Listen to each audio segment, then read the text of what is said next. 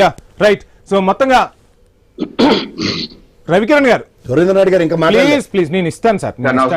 Yeah sir, మొత్తంగా చూస్తున్నాం రకరకాల ఆరోపణలు వస్తున్న పరిస్థితి. కాసేపు పార్టీలు పక్కన పెడదాం, హిందువుల మనోభావాలకు సంబంధించిన విషయం.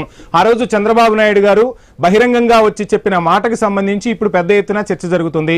అదేవిధంగా కల్తీ నెయ్యి వచ్చిందా రాలేదా అనే దానిపై సిట్ కూడా పూర్తి నివేదిక ఇచ్చిన పరిస్థితి.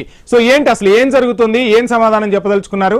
తిరుమల తిరుపతి పవిత్రతను కాపాడటం కోసం ఏం చేయబోతున్నారు? సార్ వంశీ గారు, ముందుగా మీకు తోటి ప్యానలిస్ట్ గా న్యూస్ వీక్షకులందరికీ శుభ సాయంత్రం అండి. నమో వెంకటేశాయ. దయచేసి మిత్రులు మాట్లాడింది విన్నాం, మేము చెప్పింది కూడా వినండి, రాసుకోండి, తర్వాత అడగండి, మధ్యలో దయచేసి రావద్దు. ఇప్పుడు మనకి సెప్టెంబర్ లో ఈ వివాదం వచ్చింది. ఏదైతే గీ లడ్డూ తయారీలో, ప్రసాదం తయారీలో ఈ యొక్క పదార్థాలు కల్తీ జరిగిందని చెప్పి దాని మీద ఎస్ఐటి వేశారు. ఎన్డీడీబీ రిపోర్ట్ వచ్చింది, ఆ రిమోట్ అదర్గా చెప్పారు. సరే ఎస్ఐటి వేశారు, అది సుప్రీంకోర్టు కాదంది. సుప్రీంకోర్టు పర్యవేక్షణలోనే పిక్ చేసిన ఆఫీసర్లు సిబిఐ ఒక కమిటీ వేశారు.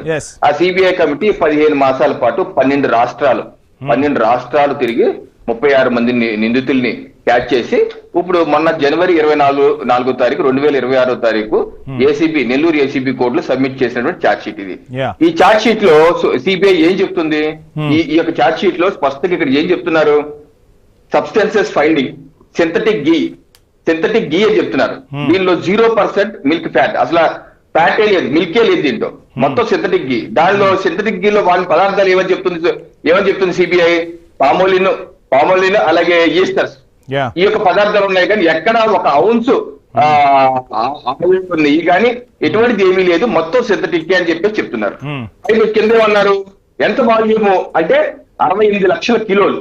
68 లక్షల కిలోలు ఎప్పుడు సప్లై చేశారంటే 2021 నుంచి 24 వరకు సప్లై చేశారు. దీని ఫ్రాడ్ ఎంత? 250 కోట్లు ఫ్రాడ్ జరిగింది. కుంభకోణం 250 కోట్లు జరిగింది అన్నారు. దీనిలో నిందితులు ఎవరెవరు? 36 మంది నిందితులు లిస్ట్ అవుట్ చేశారు ఇక్కడ. 36 మంది. ఈ 36 మంది నిందితులు ఎవరెవరు ఉన్నారు? తిరుమల తిరుపతి దేవస్థానం జనరల్ మేనేజర్, ప్రొక్యూర్మెంట్ మార్కెటింగ్ ఉన్నారు, బోలే బాబా డైరీ, ఏఆర్ డైరీ, అలాగే వైష్ణవి డైరీ డైరెక్టర్లు ఉన్నారు.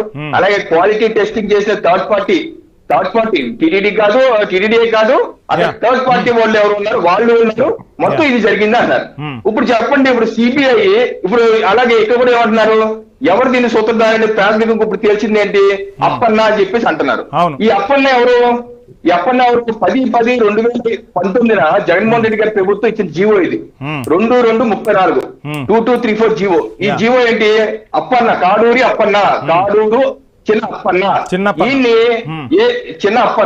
ఈ చిన్న అప్పన్నని ఏదైతే ముఖ్యమంత్రి కార్యాలయం, the principal adviser to chief minister, ఆయన ఇచ్చినటువంటి సిఫార్సు మేర ఆయన్ని specialising officer of AP Bhavan కి స్పెషలైజింగ్ ఆఫీసర్ గా రాష్ట్ర ప్రభుత్వం జగన్మోహన్ రెడ్డి గారు సీఎంఓ కార్యాలయం నుంచి వచ్చిన సూచనల మేర నియమించామన్నారు. ఇతర జీతం 75,000.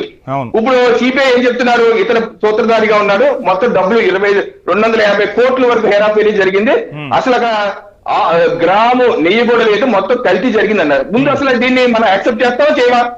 సిబిఐ దీనిలో పశువుల కొవ్వు కలిసింది లేదు, దీనిలో చెప్పలేదు. సరే దాన్ని లేదనుకుందాం, కాదు ఫ్యూచర్ లేని వస్త్రమే తెలియదు, ప్రస్తుతం లేదనుకుందాం.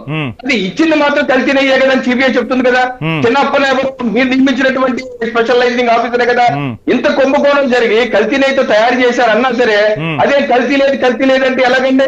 ఇప్పుడు అక్కడ భగవంతుడి దగ్గర ఏ పదార్థాలైనా సరే శుచిగా శుభ్రతగా చేసి భగవంతుడు నైవేద్యంగా ఇచ్చి ప్రసాదాలు నైవేద్యంగా ఇచ్చి అప్పుడు భక్తులకు ఇస్తారు. అంటే నైవేద్యం ఇచ్చిన వాళ్ళు ఇంత కల్తీ, అసలు నెయ్యే లేదు, మూడు సింథటిక్ గీ వాడారు అన్నా దానికి సంబంధం లేదు, దీని లేదు అని చెప్పి చెప్పడం అది తప్పే కదా. ఇంకా తప్పుని యాక్సెప్ట్ చేయాలి కదా. జగన్మోహన్ రెడ్డి గారు నియమించిన స్పెషలైజింగ్ ఆఫీసర్ ఆధ్వర్యంలో జరిగింది. దానికి జగన్మోహన్ రెడ్డి గారు వైసీపీ పార్టీ సమాధానం చెప్పాలి కదా. మీరు నియమించిన వ్యక్తే కదా, దానికి సమాధానం చెప్పకుండా ఎదురుదారి చేసి మీరు ఏదో కొవ్వన్నారు కదా అన్నారు తప్పనిసరిగా అన్నారు. ఎందుకన్నారు? ఎన్డీడీపీ నివేదిక ఆ రోజు ఇచ్చారు. ఎప్పుడు ఇచ్చారు? జూలై 2024 12 జూలై 2024 ఇచ్చిన నివేదిక. దీనిలో ఏమన్నారు? ఎస్ వాల్యూస్ గురించి చెప్పారు.